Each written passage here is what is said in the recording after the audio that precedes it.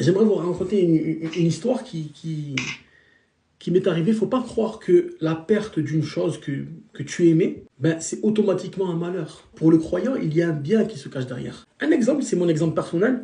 Quand j'étais en troisième, et très longtemps, j'avais la capacité de passer en seconde. Mais sur la faiblesse d'une matière, ils ont voulu me faire redoubler la troisième.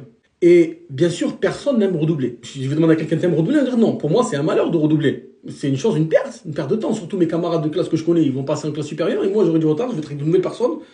Et subhanallah, donc c'est un malheur. Donc je le voyais comme quelque chose qui n'était pas bien. Mais à l'époque, en troisième, je ne faisais pas la prière. Et là, quand j'ai redoublé, une personne donc, qui était en quatrième, qui m'a rattrapé en troisième, m'a appelé à la prière, m'a enseigné la prière, m'a motivé à faire la prière. Et depuis ce jour, je n'ai pratiquement plus lâché la prière. Et ce malheur que je pensais est devenu le plus grand de mes bonheurs. Et même, pour vous dire plus, et c'est pour ça que